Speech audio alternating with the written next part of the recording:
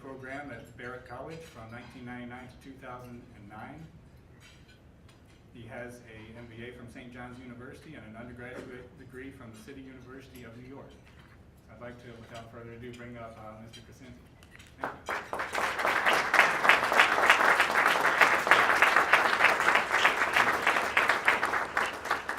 Thanks very much, John, and great to see you all. It's always fun to see people who have CFAs, diplomas, so to speak. I don't have one. I was trying to tell my colleague Tripp earlier about a television series from the 70s. It reminds me of CFA members because I think you've had to go through a lot to get to where you are. He didn't know of the show because he's too young. I'm 52, so I do. Some of you might know Kung Fu, David Carradine. He had to go through a lot to become a genuine Kung Fu guy, so to speak, in the world. He had to pick up a hot pot to get this stone wall to open up after 20 years of learning from the masters. He had to pick up this hot pot, which put dragon tattoos on his forearms for life. But basically, so this isn't going to work because it only works for us older people. But anyway, I know you went through a lot to get to where you are, and it's always an honor to talk to all of you. As I try to put my mic on, forgive me 1 second. All right, is this going to work? So I hate standing at podiums, so I'm no good at them. Is this going to work? Good? Good? All right, let's see. It's upside down. Forgive me? All right, it doesn't work. Is it on? You sure? You can't hear me in the back, right? Can you hear me in the back? You can't. You see? No? No good? Do you have to turn a switch on or anything? It's only for the camera. Oh. All right. So I'll have to hold the mic. Forgive me. Little technical thing. Didn't know that part. All right. Now I'm sort of back to normal, except I look ridiculous with the wires hanging out. All right, so I want to give you a number of investment messages. In the end, we can talk about the Fed and China and the economy. It doesn't mean a hill of beans, though, unless you have some investment implication for it. I mean, you have to be able to do something with the information. I'm part of an investment committee at PIMCO, and that's what we do. We try to assimilate all the stuff we hear and learn and discuss into an investment strategy. And so in the end, that's what I'll be trying to give you. We'll have about 20 minutes or so, 20 to 30. You can interrupt me at any time, and in fact, I might stop if you have a question or a comment you want to make about various things. The main takeaway, though, I would say, well, about the economies, this comes in part from PIMCO's recent annual secular forum. We get together to speak about the various issues that we think will affect economies and markets for the next 3 to 5 years. This is where Ben Bernanke is in attendance, other dignitaries, Nobel laureate Mike Spence, Gordon Brown, the former Prime Minister of England, who sat a couple of seats away from me, which felt a little odd for a Staten Islander, Italian from Staten Island, by the way.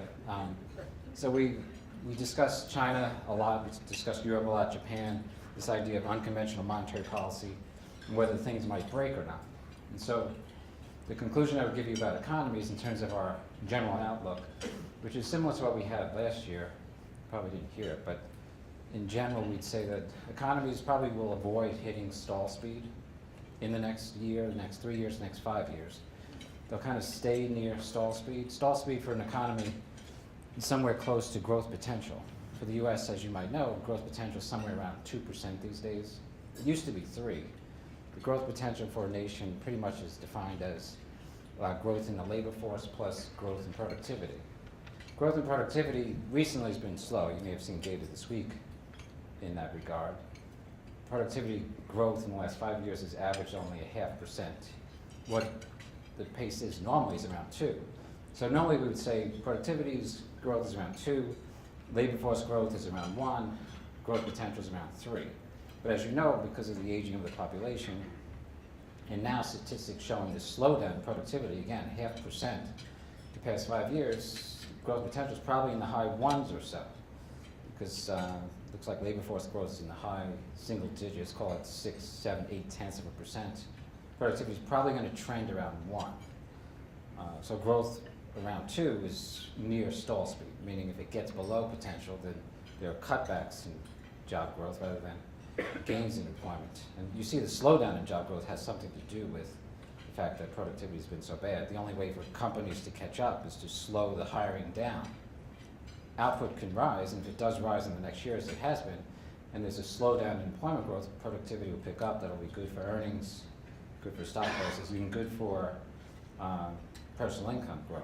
So again, a major conclusion we would say is we think economies will stay close to or slightly above stall speed, but that still leaves economies in a very precarious situation. So as investors, you've got to be on your guard still because of that.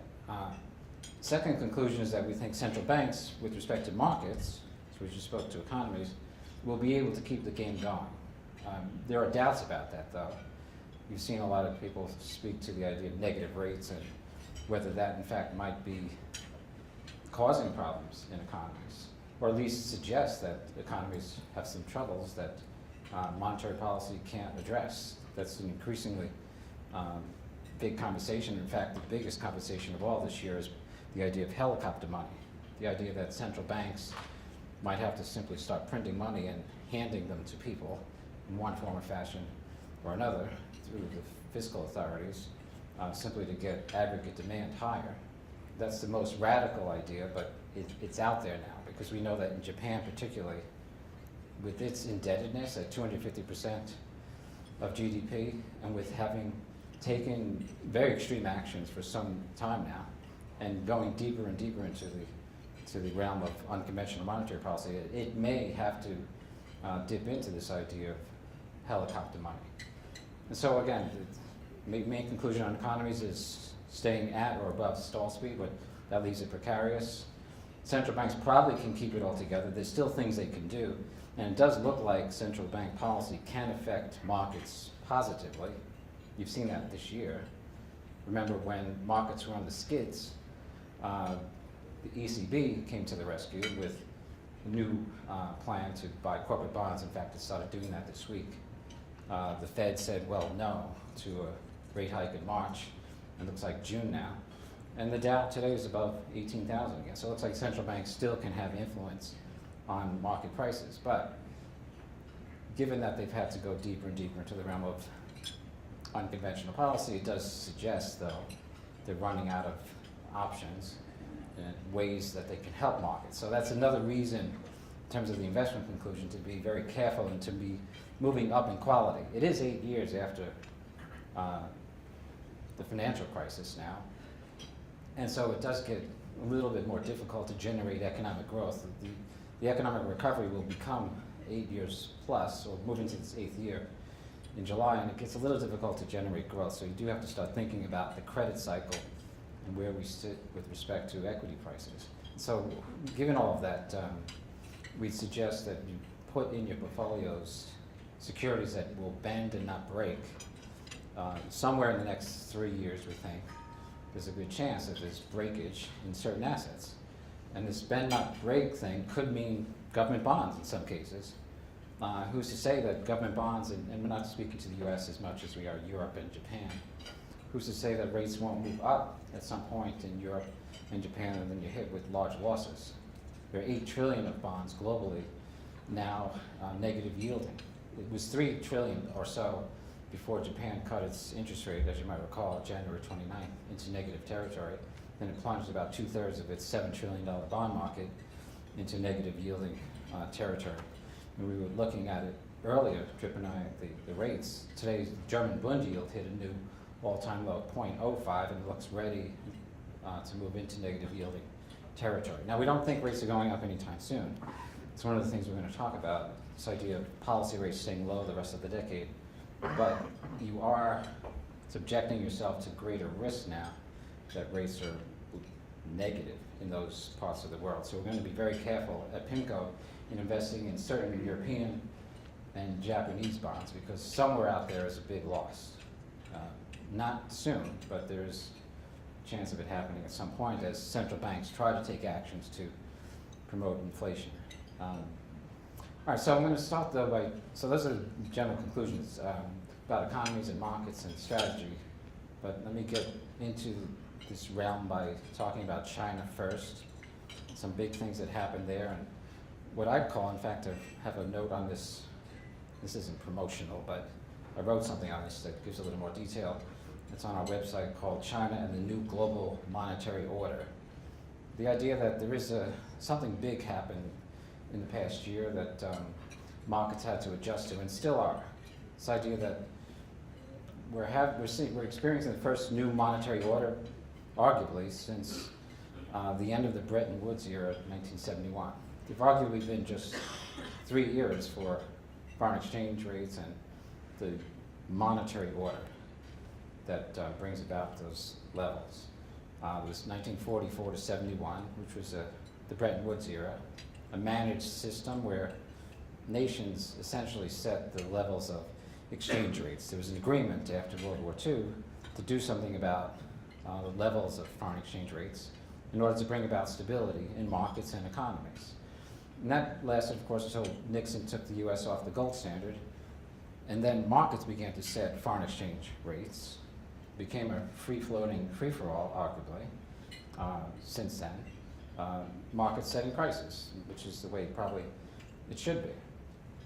Things changed though last year. You might recall in November, China was included in the IMF's SDR basket, the special drawing rights basket, at 10.9%. Previously it had no allocation to that. It was symbolic in some ways. In fact, it would be more than symbolic at some point as reserve managers. Remember, this is near $12 trillion of reserves in the world, 3.2 trillion or so held by China. Reserve managers someday will want to allocate an increasing amount of money to the Chinese currency. So it does have practical implications, but it had symbolic implications last year when it was included in that basket. The implication was that China was now being integrated into the global financial system. We all know that it's been well integrated into the global economic system for quite a long time, ever since market reforms began in the late 1970s. It ascended massively. Literally more than 500 million people were pulled from poverty as a result of massive growth in China, 30 years of 10% growth. It's an astounding story. If you ever Google pictures of Shanghai, just do a Shanghai today versus 25 years ago thing, it's like they built New York in 25 years, and as a New Yorker, it's just astounding. In the end, I would say, just think of those photos and say, don't bet against China. Many people are now, but those photos tell you they can get things done. We think that they, in fact, will get through the transition they're going through. So let's share something big happened. It affected markets twice. You might recall in August, there was tumult after China devalued its currency in a surprise move. And it had a lot to do with the pressures coming from the Fed, all the talk about the Fed raising rates in the future, which it did in December, and other factors. But that surprise announcement caused a big movement in global equity prices. You might recall a 2,000-point swoon lower in the Dow as a result of the devaluation. And then China, again in January, surprised markets with another devaluation. It was smaller, but it was still a surprise to markets, and it upset the markets. So 2,000 points again, 10% decline globally, pretty much, in share prices. This upset the U.S. Treasury Secretary, Jack Lew, Christine Lagarde, the IMF, numerous comments about lacking in, I'm trying to think of the word, but they basically were criticizing the Chinese for the communications efforts. Since then, it's changed a lot, and it's probably because of a meeting in Shanghai, G20 meeting, and communique from February 28th. But just a few weeks ago, Lagarde said she's delighted by the recent efforts by the Chinese on its communications. And Jack Lew, read notes just from yesterday, it's on the Treasury website, about the strategic and economic dialogue it had with China in China. It's the 8th year in a row they had of this. He's praising the Chinese for communications efforts. Now, so back to the G20 meeting in February. This is where it all started, the stability. And it's something we at PIMCO say you can bank on probably the rest of the year, because China's continuing to host G20 meetings. There'll be a G20 leadership meeting September 4th through the 6th, meeting President Obama, Xi Jinping of China, Abe of Japan, etc., Putin. Because of that meeting, China will want to convey a sense of stability about its economy and its markets. And I want to continue this idea that it's going to be more transparent about its foreign exchange policy. So on February 28th, the communique, basically, as Jack Lew said, he said this a few days afterward, he said the language, and he repeated it this week, it makes it clear that there can be no more surprises. He used the words, no more surprises. And he said also that, his words, that the communique greatly, greatly reduces the chances of a currency war. That's the biggest thing that's happened in markets this year. The idea that nations got together, these 20, to say that we're not going to take actions that affect our currencies. You saw Japan back away from cutting rates more, same for the ECB. It shifted to credit easing from focus on interest rates. The Chinese have been very clear about their foreign exchange policies as well, and Janet Yellen backed off on rate hikes. And so you've seen weakness in the dollar. And these actions then have had significant influence on the global financial markets and commodity prices, oil moving back above 50. And so one would have to ask the question, could there be another surprise? But I just told you what Jack Lew said, that the G20 communique greatly, greatly reduces the chances of currency war, and that it binds the members, the G20 members, to communicate about actions they will take before they take them, and so there won't be these surprises that do jolt markets the way that occurred recently. So that's an important thesis. We've been going around speaking about this since February, but it's still useful today to tell you, because we still have to have a supposition about the rest of the year, whether China will surprise markets. The stock market's a little haywire still, but that's a different story. But we're speaking directly about currencies. That's what's affected markets most. But with the G20 meeting coming up in September, and this high likelihood of China wanting to convey a sense of stability about its economy and markets, you can bank on the likelihood of stability. Imagine if it's early August. Would China take an action like it did last August that disrupts markets again? No, because first it said it wouldn't. And if it did, it would take months to mop up an unstable market. It always does. It wouldn't be done quickly, and it wouldn't be done in time for the G20 meeting in September, and it would be embarrassed. It also wouldn't be in the spirit of the G20 Accord in February, and it would make it difficult for China to achieve the sorts of things it needs to achieve to get through the middle income transition it's now in, moving from incomes of $8,000 a person to the $16,000 or so that Xi Jinping wants by the end of the decade. Remember, China, when in its economic ascension, in the integration of its economy, it achieved a number of agreements from the G20 and other big nations globally. Remember, it was included in the WTO in 2001 and had a huge influence on trade. This inclusion last year in the IMF's currency basket is again, something different. It shows its integration into the financial system. And it needs that because it wants to achieve certain goals for its economy, and it can't be achieved without becoming more integrated into the global financial system, where it can borrow money, for example, from the likes of PIMCO in its bond market. It took actions just recently. It's in Jack Lew's note from yesterday, a long-winded note about what it accomplished during the strategic and economic dialogue, that China finally is opening up its bond market. Previously, PIMCO and others couldn't go into China and buy bonds without limit. There's a certain limit, a quota that we had in terms of how many we could buy. But now it's taking action to open it up so we can buy more. This integration is important because, as you know, for any nation or company or person, it's important to be able to borrow money from investors. So numerous things are happening that we think mean stability in China for the rest of the year. So there's a change in the global monetary order. It's a huge thing that's happened. So the one thing that's really different about this new order is that it reintroduces an element of state control that hasn't existed since the Bretton Woods era. So if the Bretton Woods era, though, some would ask, was so good and stable, then what's so bad about having this element of state control back in?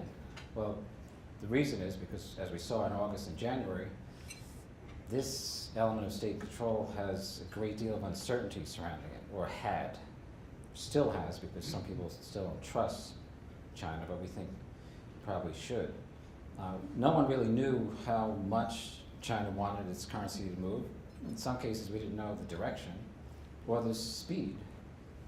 That uncertainty about it wreaked havoc, and that's what caused the tumult. Imagine you're the nation of Malaysia or Singapore or Taiwan, or any neighboring state. And by the way, Asia is 33% of world GDP. The US is 22, Europe is 17. So what happens there matters a lot. When China devalues its currency, it's part of that beggar thy neighbor policy. It can affect other economies around it. Malaysia can get hurt, Taiwan, etc. So investors in those countries, in their currencies, in their bonds, and their equities, were faced with uncertainty about how the companies they were investing in, or in the nation, would be affected, because they didn't know what China would do next. And so, again, this element of state control can be good if you know what that state is going to do with its currency and what its policies are, like it existed in the Bretton Woods era. But here, we just didn't know. But again, it does seem they're becoming more transparent. This was emphasized by Jack Lew in his note yesterday and in recent months in interviews. So it does seem like they get it now. And we'd say, generally speaking, you probably could trust them, and they probably deserve the benefit of the doubt. You know, the Warren Buffett line, don't bet against America. Maybe we can apply that to China. Now, we would say, though, that there are a lot of doubts about it, and there's a lot of risk. The population's aging. They have a lot of indebtedness. Total credit in China is about 250% of GDP. It's like 400% here, so it's a lot worse. But they've got a lot of debt, and they have non-performing loan issue. On that, I would just say, if you're thinking about it, maybe not, but it's been important to institutional investors, and maybe some of you have looked at this. The non-performing loans in China were reported last year at 1.6% at the end of 2015. Most people think that's a fake number. By the way, Jack Lew said in his note yesterday, China has agreed to be clearer and more transparent about its data. We don't like that, but we'll see. Because it's pretty interesting how they'll say, we target 7% GDP, and that's the number, or it's a tenth lower. Here, now they're targeting 6.5%. 7. Maybe this time it'll be 6.3, but it's funny how the numbers just seem to come out the way the government wants them. But anyway, the non-performing loans are reported at 1.6. The actual number, we think, and studying it and many other things, it's probably around 6. So for those who worry that there's some big problem about to occur because of its loan problem, we don't think it'll happen. We think what will happen is it'll go from 1.6 to 2.6, 3.6, 1 point per year through 2020 or so until it gets to the 6.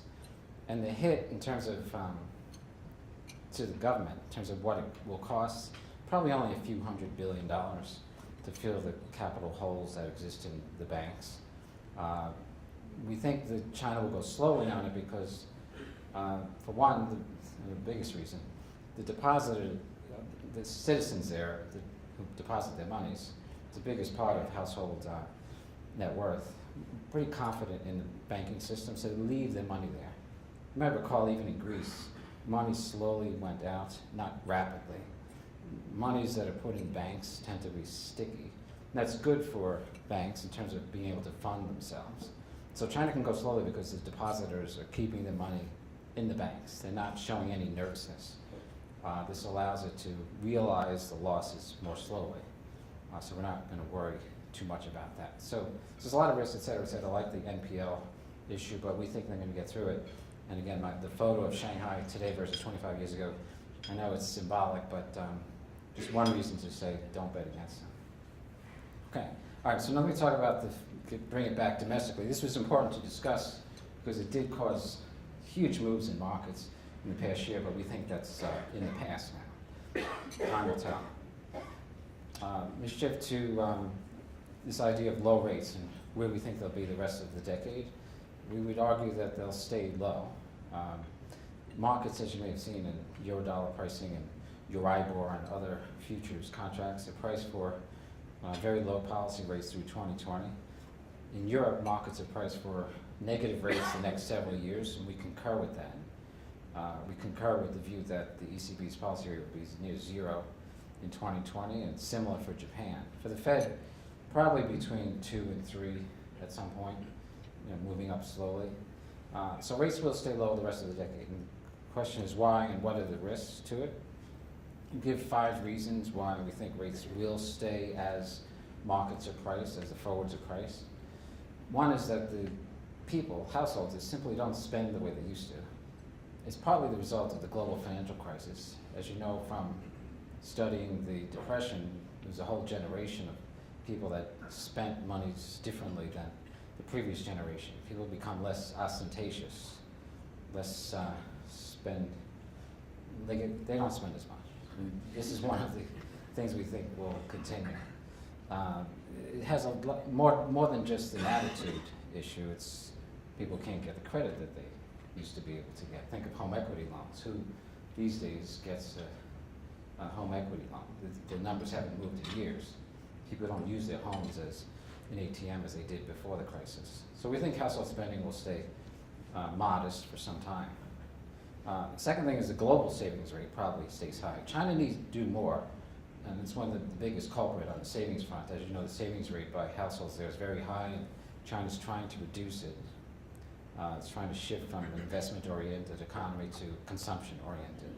It takes a lot to do that. They have to build, it's in Jack Liu's note from yesterday, they have to build a social safety net. A person in his or her lifetime in China gets only about $1,500 of lifetime benefits for retiring.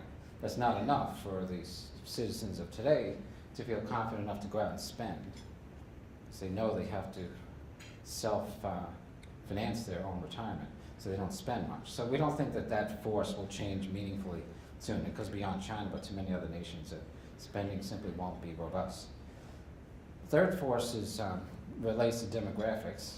Widely documented, aging nations simply don't grow as fast for various reasons. And that's baked in because the baby boomers in the United States, of course, will be turning 65 until 2029. So they were born between 46 and 64. So that's a baked in force. Another baked in force probably is credit growth, is the fourth reason. You know that banks don't lend the way they used to. In Europe, they had negative growth in credit for 3 years, and then last year it turned positive, but only about 1% positive year over year. It used to be high single digits. Who can imagine banks lending the way they used to, given all the regulatory pressure? It seems improbable. So we think that's sort of a baked-in force. And it actually answers the question of why are central banks hell-bent on printing money? They're worried about the evaporation of money. There's a lack of credit creation sets into reverse all the things that cause the increase in indebtedness and spending.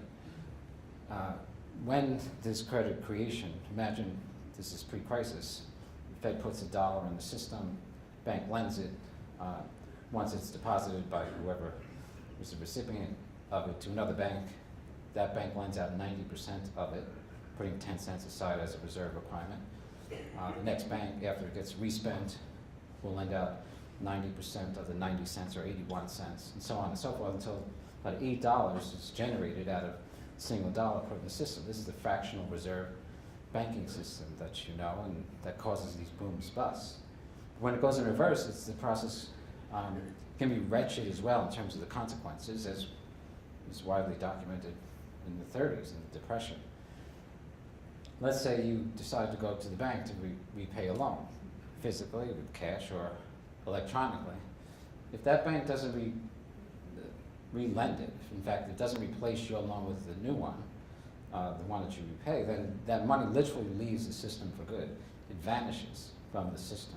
It extinguishes the money supply and suppresses demand, and of course, that has numerous consequences. And so this is why central banks, beginning with Bernanke, who, thank goodness, studied the Depression, decided to print money the way they did. They want to slow the pace of bank deleveraging.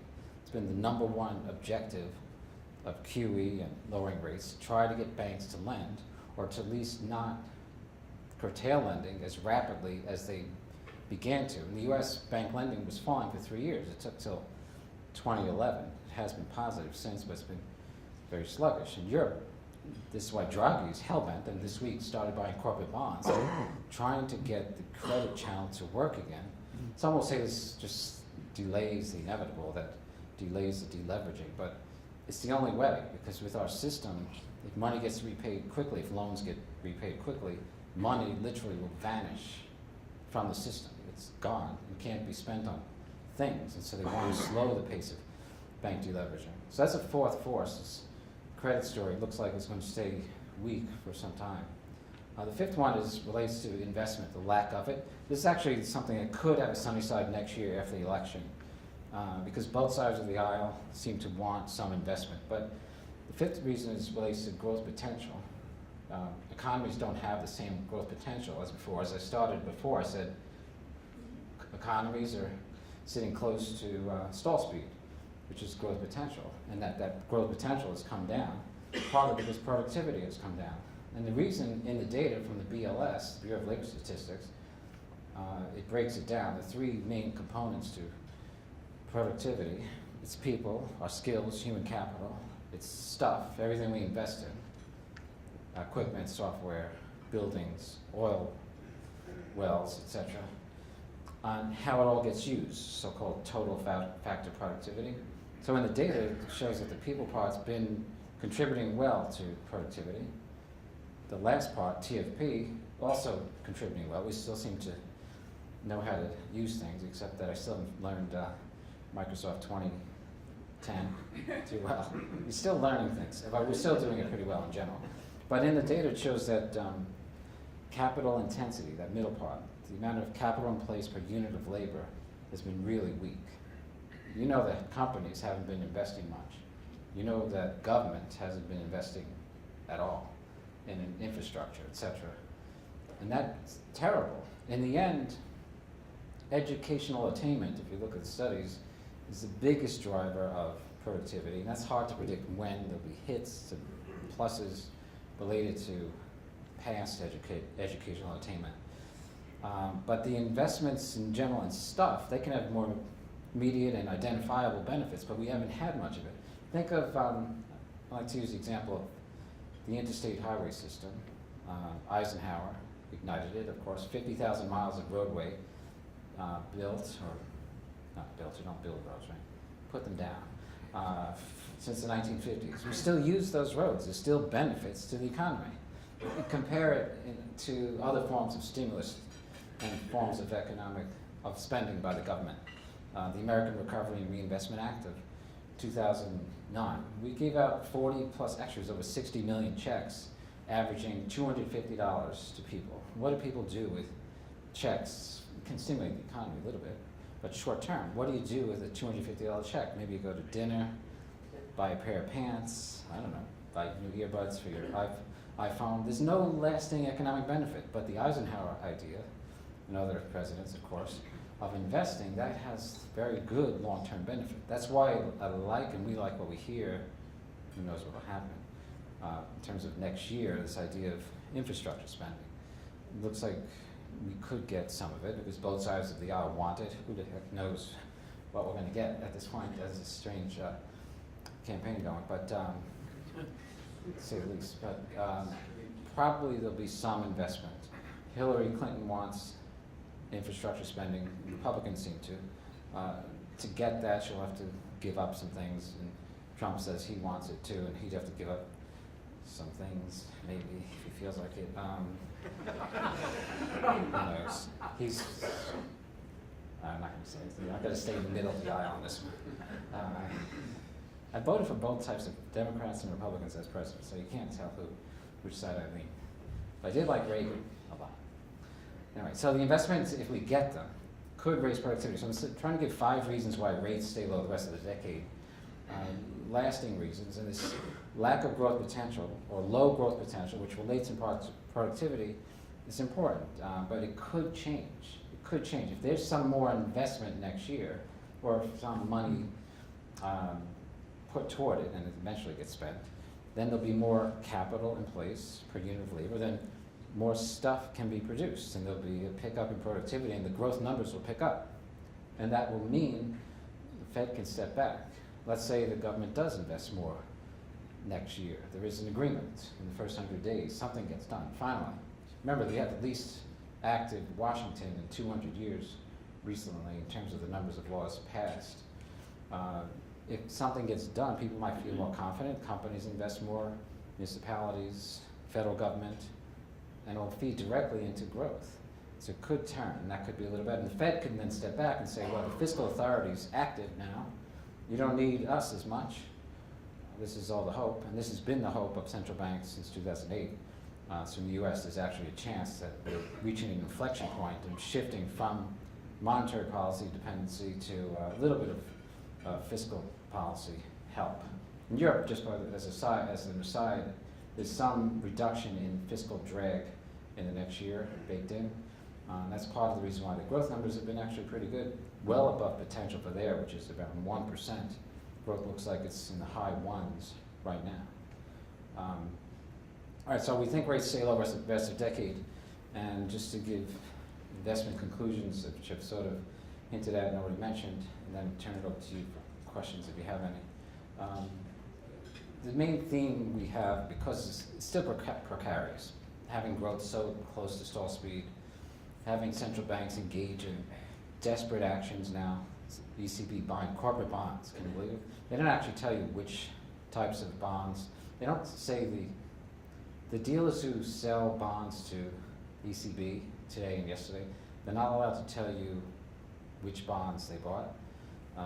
Some information leaks out here and there, but it's interesting to see that they buy bonds of telecom companies. It will get revealed by the ECB, but only in terms of the industries and amounts in them. But it's a little odd. It's extreme, and it does seem to suggest they're running out of options and things to do. So this precarious environment wants us to lean toward strategies and investments that will bend and not break. What are these? Well, we think in some cases there's certain companies, we just have to look really closely at them, that in stress conditions will fare better than others. And it's a general thing to say, but that's what we've got to do more and more. We've got to move up in quality. This means in terms of certain bonds, you want to move up in seniority. You don't want subordinated bonds in this climate where there are greater and greater risks. So you want to be protecting capital first and foremost, because something big could happen, and so you want to be up in quality because we are a later stage of expansions now. It means being a good guardian of capital, of course, and then it also means being a good steward of the capital markets and going around the world for things. And today I was looking, for example, I managed some money for a number of separate accounts.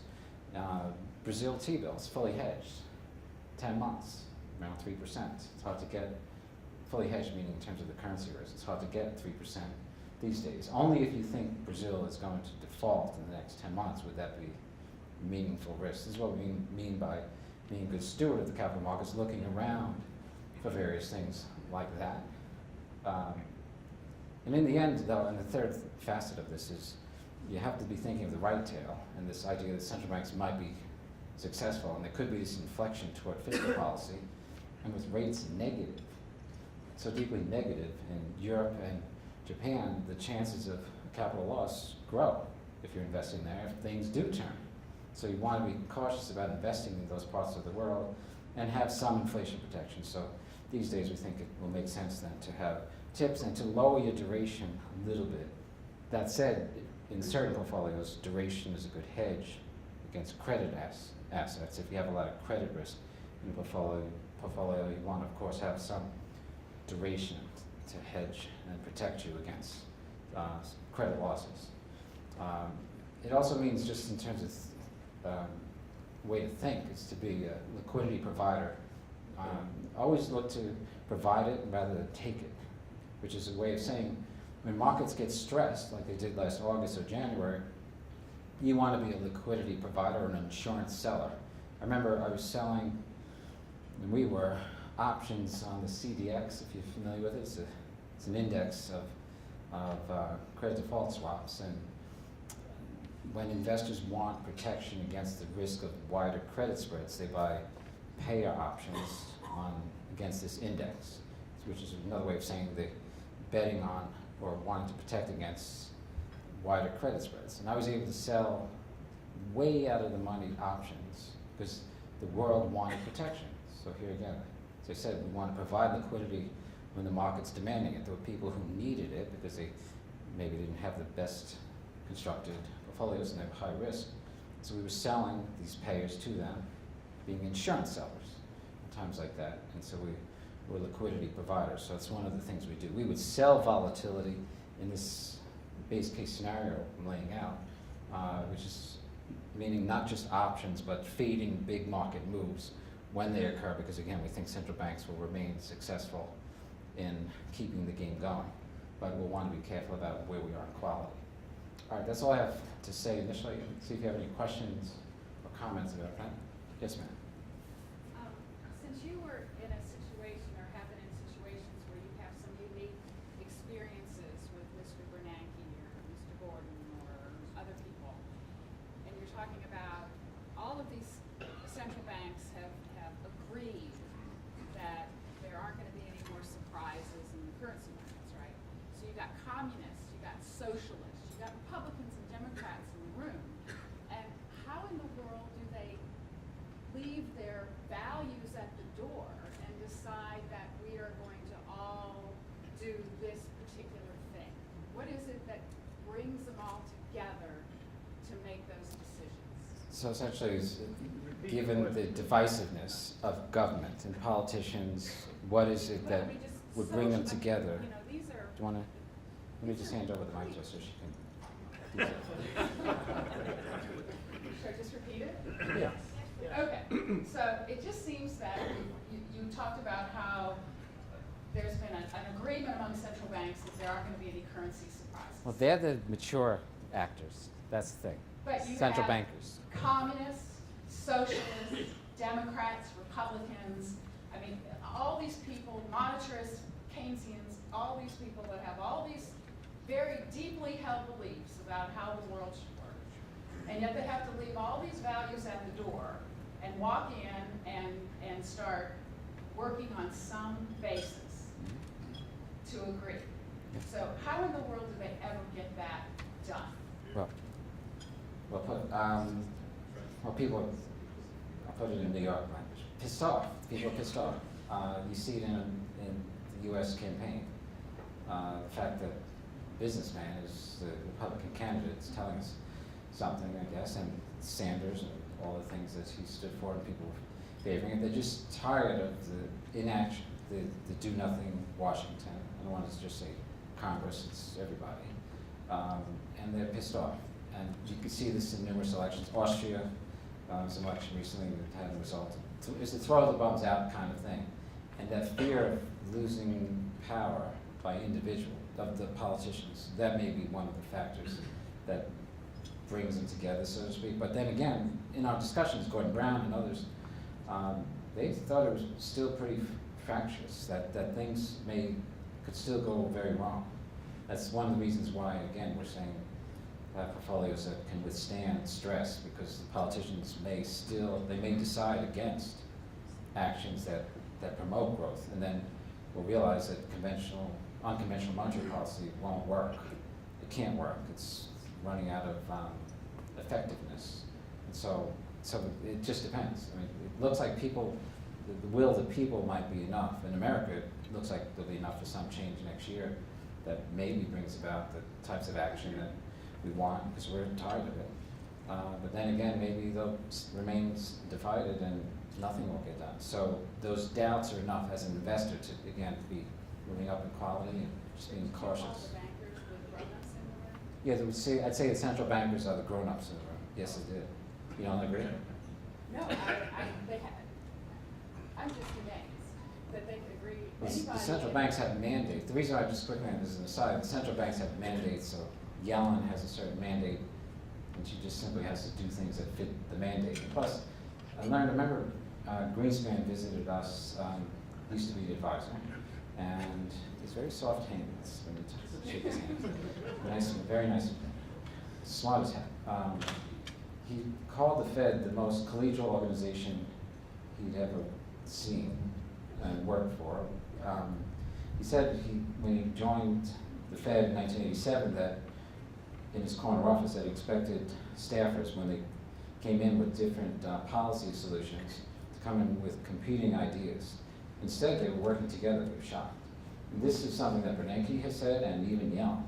It's a very collegial organization that is very determined to carry out its mandate and do the right thing. This is why those who say the Fed will take action or be inactive during the presidential election time period, I think it's a mistake.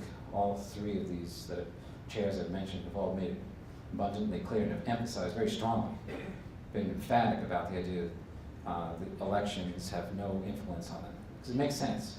If they take an action, you'll say it hurts this party. If there's an inaction, you'll say it hurts that party. So it doesn't make sense that they'll do something or not because of the election. So we'd say it's not going to be a factor in Fed decision making, except that they think that there's uncertainties in the economy resulting from the election that could affect things. Yes, sir. What are your thoughts about the increasing political pressures that are taking place at central banks? And I mean, how do you prevent the political side of things from affecting the monetary side, the policy side of things? Well, it does seem to affect them to some extent. Bernanke, I remember a few months ago, we were asking him what would when things weren't good, remember in markets, early in the year. So what could the Fed do if it wanted to stimulate growth? Because everyone's starting to realize that they're running out of tools. And so he gave this list. And first, just to give it to you, he said first the Fed would say, hey, no more hikes. There's not going to be any hikes, and that alone would lower forward rates, which are currently priced for future rate hikes, and have a benefit to the economy. Think of the housing market. Today, mortgage applications were at the highest in like 6 years or something. The housing market's faring well, and it would fare even better if rates fell more. So that's stimulus by itself. Then the Fed could take the funds rate from 50 to not 25 where it was in December, down to 0, he said. And that's stimulus too. And think of where long rates would be and the impact on the housing market, the very positive impact there. Then third, the Fed would provide forward guidance and say, we're not going to raise rates till this happens, whatever this is. Fourth, it would engage in another Operation Twist, 400 billion of securities, roughly, I think it is. Short-term maturities, it would just extend them out. Another impact on long-term rates and benefit to the economy. Then there's the tough decision, which relates to your question about politics. He said, it's a decision between negative rates and QE. And we were surprised and we didn't agree. He said negative rates would occur before QE. And this is because on that day, actually it was February, now I remember, it was Janet Yellen was on the Hill getting hammered by Representative Henseling, who's the chair of the House Financial Services Committee. So little old lady, I just couldn't believe what they were doing. This Italian Brooklyn, well, she sounds like Italian. She's not Italian.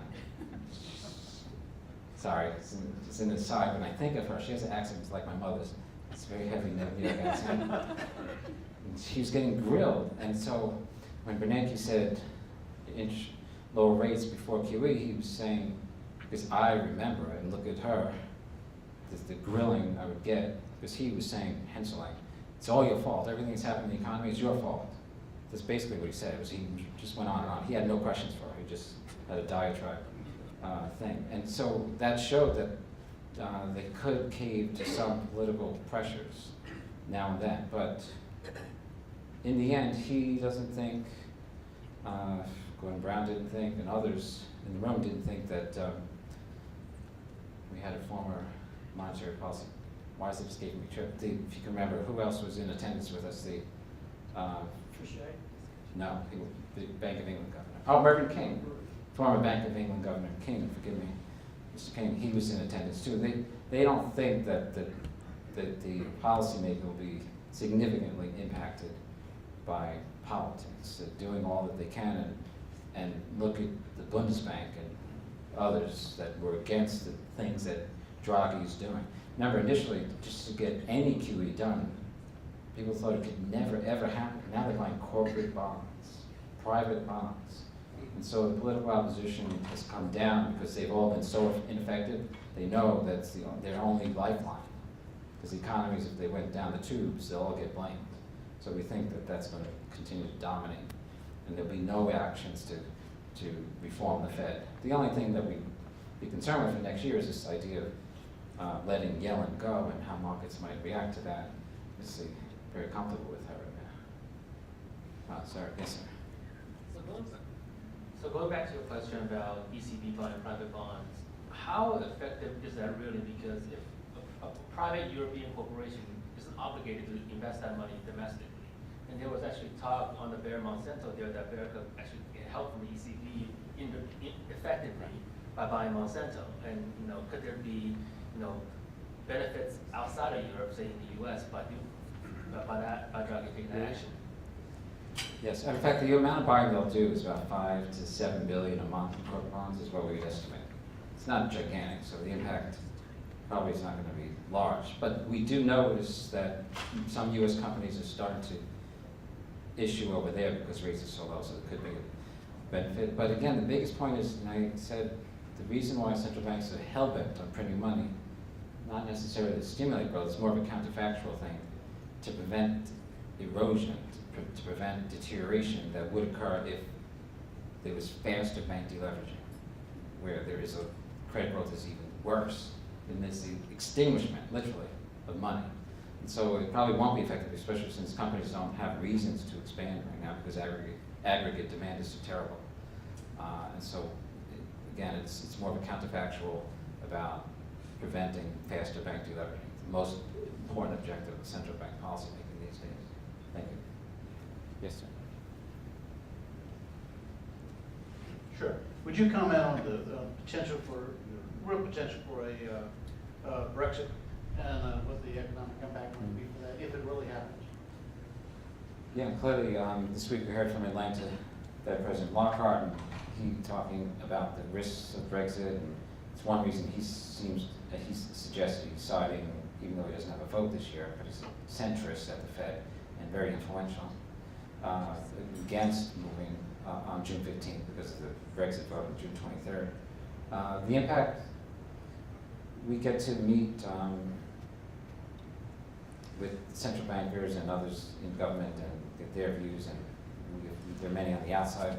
The general feeling is if it's a vote to exit, that currency would fall maybe as much as 10%.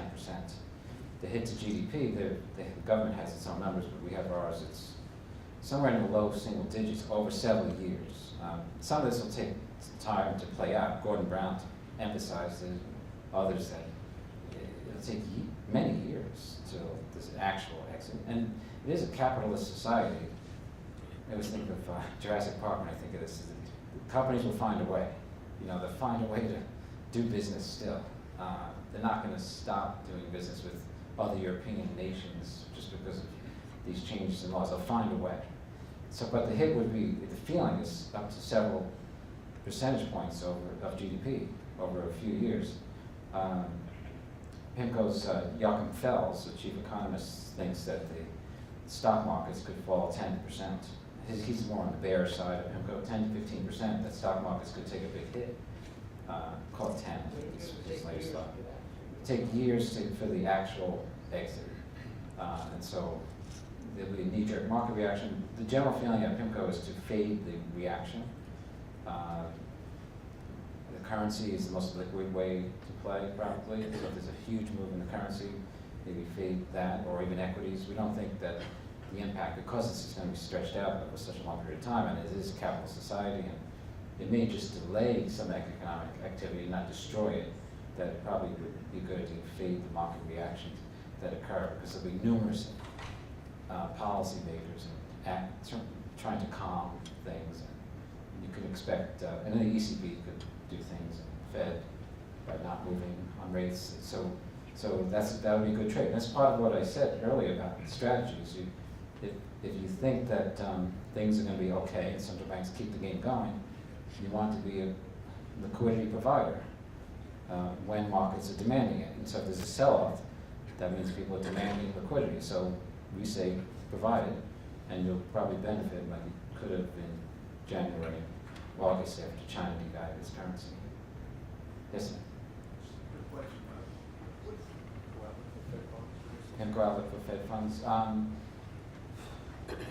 First, in the end, we realized that we have this forecast for the end of the decade that globally, so that it probably doesn't matter too much in terms of equity market valuations, credit market valuations. Yes, ma'am. 2 to 3%. Yeah, so if you look at our secular forum write-up from Rich Clarida, Andrew Walls, and Dan Iverson, just published last week, it actually stated, in fact, I was surprised to see the number published. 2 to 3% is where we think funds rate ultimately goes, and it looks like a half point per year. There's some critical things to say about that. One quick thing I want to say about the jobs report recently, this is short-term stuff, but the Fed has a model, the giant econometric macro, what do you call it? What is it called? You can tell from the opposite times of things I say. It's just a kid from Staten Island. The econometric model. I'm not into models. 5 books is not a model in my book. They never will be. I'm into qualitative stuff. Anyway, they have these models.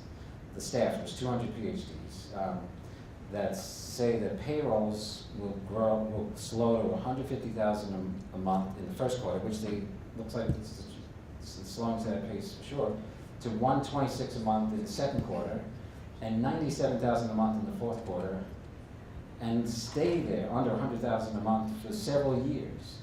This is because we're reaching full employment. 4.7% jobs rate suggests we're getting closer to full employment. There's simply not as many people to hire now.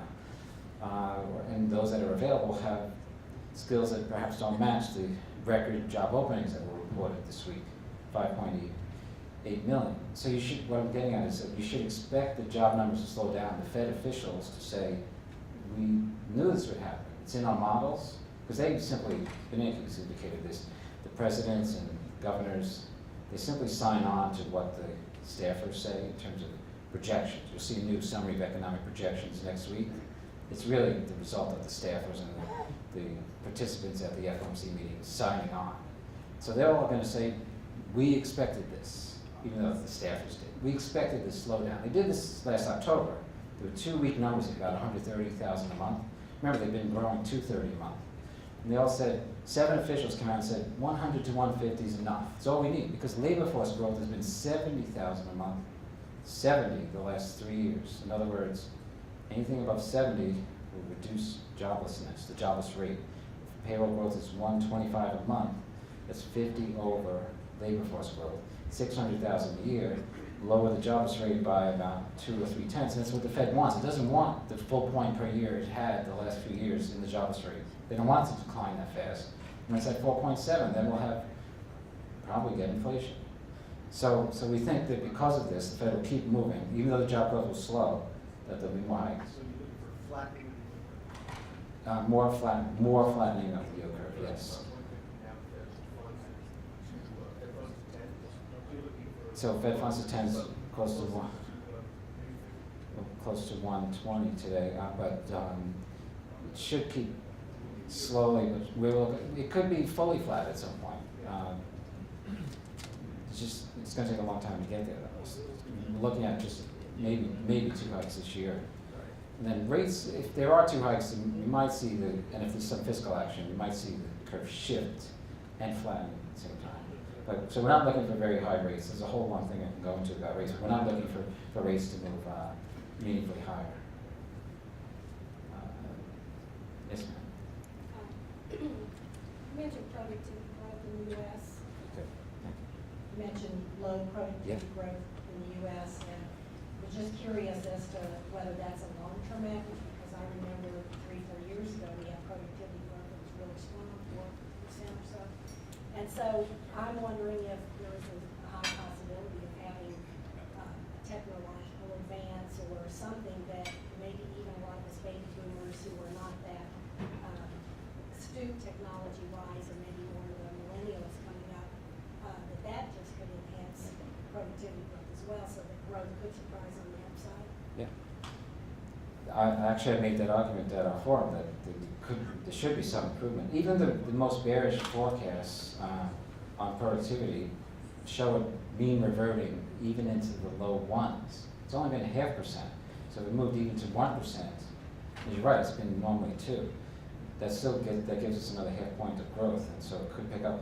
But we never really know when the millennials and all that stuff hits the tape, so to speak, where it impacts the economy. But what we see in the charts is flattening in the growth in educational attainment. You know, there's only so much schooling we get, and the amount of people moving into those higher levels slowed. So we'll probably have a negative hit from that. But there's stuff that could happen. But I saw a study recently, actually it was a while ago, but looked at it again. It seems that there's these long cycles of productivity that, for some reason, there's no way to know, did like 20 years. So it was 1995, was a technology shock, huge productivity jump. Clinton's strategy was, in fact, in part to get people to invest, to raise productivity, raise incomes, get rates down, lower the deficit. 4 years of surpluses, by the way, under that. And that's one reason why I would say that Clinton mindset about deficits and investments, productivity is a good one. Anyone that has an investment mindset is probably a good one. So we could get a pickup if there's investment next year, but there are these long cycles, and they've been 20-year cycles or so. This one is unusual, this technology that we've got. You could say that about the past too, probably, but this does seem to be extraordinary. What's happening does raise the chance of upside potential for productivity. So it's so low now, there's a good chance for a pickup. But again, the fiscal package is going to be the key to that. See? Could I change the topic a little bit? Change Talk the about topic, of course. the pressure. The whole industry, if the future is lower rates for longer, for the next decade, and the industry is under extreme cost pressure everywhere we turn, where advisors, because of the new DOL ruling, are going to be encouraged to be more passive and less active. How do we figure out where it's right to be active in a low-rate environment where I can only go wrong if I'm in bonds that are paying me 0.5%? How do we justify to clients paying 1.5% for a manager who's going to manage that asset class for us? Yeah, it's difficult. I mean, as a manager, you expect me to have difficulties with that, the answer. I think through our funds, I think through BlackRock and others, certain managers have, it's from a cartoon, savoir-faire is everywhere. Savoir-faire, knowing the right thing to do at the right time. In certain ways of extracting. But if they're in an environment they're not used to. It's environment we're not used to. So it is more difficult, and you have to really be careful about the manager. I mean, you could scrutinize us too, feel free. But look at what, you're going to have to go into, do things you haven't done in the past, which is, we haven't done as much. Maybe we're complacent about, not complacent, but we didn't do as much work as we need to do about what's in those funds specifically, like the types of credit risk. So, for example, I said go up in quality. So we know in our funds we're looking to own more senior bonds relative to subordinated ones, so that if something bad happens, we're first in line. So, and others are in their different styles, the new styles these days, loading up on credit risk. And we want to ensure that if they are, it's prudent. It's hard to say. And does that manager have a skill in certain areas? Like, I can only use PIMCO in this case example, but complexity and illiquidity premia in certain types of bonds are difficult for everyone to extract. I can't do it personally. Bill Gross couldn't do it personally. He relied upon many dozens of people. So the area I'm thinking of is non-agency mortgage-backed securities, subprime mortgages. These things are complex, and we have 50+ people analyze them, and a history, and that's part of the story. If someone's got history in these things, we know these things down to the zip code. They visit, my colleagues do, neighborhoods to try to assess how many of these are going to default and what are the recovery rates likely to be, and then to do the math on whether what they're yielding is worth it in terms of on a hold to maturity, loss-adjusted basis. That's complexity premium. Those that can extract it well and seem to have a history in it, go there, because these are mid-single digit yielding. So when we're reaching for yield, PIMCO is. Others are. Gunlock doesn't. He has a lot of mortgages too. But you've got to have expertise. So again, what I'm getting at is you've got to find managers that maybe history or you really have a strong sense, and it's something different you never really, because there's more beta, now it's a more alpha story. Now you really have to be sure that they're good at that, you know, so they're not putting you at risk. But I mean, if you see the trend in equities towards indexing, the trend in bonds is going to be similar towards indexing, and then maybe for complexity you pay for that alpha. Right. But I guess I'm trying to justify it from a So how do we fiduciary justify the standpoint. fees? Yeah. Well, our income funds, we have 60 billion, 70? I don't know, losing track. 60. Has a lot of these subprime mortgages. I'm using it as an example. How do you justify the returns on it have been very good. That's how we justify it in terms of, we charge, it's not 1.5%. That we 45 basis points is the fee for this thing. I would be looking for that if I had to invest. I do, because I still don't, I trust my colleagues, but I still want to know what I'm buying. But I know who's managing this, and plus we have certain guidelines. There's no way they can break them. But so the fee is justified by what, not just past performance, but whether you think they can continuously extract the complexity and illiquidity premium. And it's, again, it's not something anyone can do. Think of the Brazil T-bills I mentioned earlier. Can you, on your Scottrade or whatever account, go and buy these on your system? No, I have to have people on my emerging markets desk go get them from traders globally and hedge the currency. I just send emails. I'm done. It's really easy. But we have teams of people, specialists. So I think that part of the answer is, again, see if they have specialists in certain areas. Certain firms are good at certain things, and you have to maybe have more managers. So there's a longer answer to this, but I think that active management, especially with low return, you know that starting yield is the major determinant of future returns. And you know the yields on the Barclays aggregates in the low twos. So to get something more, you've got to do additional things. You've got to be more active.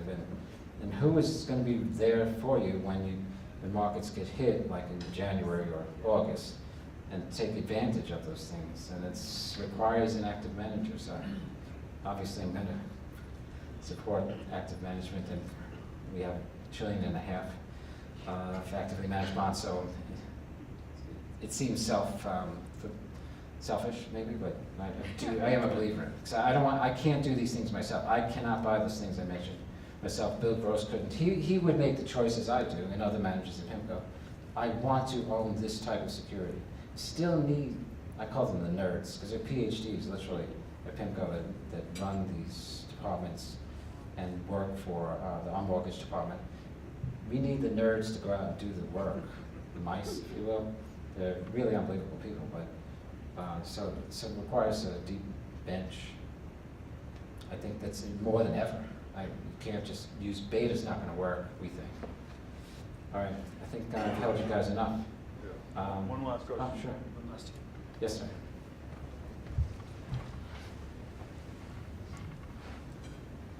Home ownership is such a big part of our growth as a country, our middle class, and our entrepreneurial spirit. So I have two quick questions about China.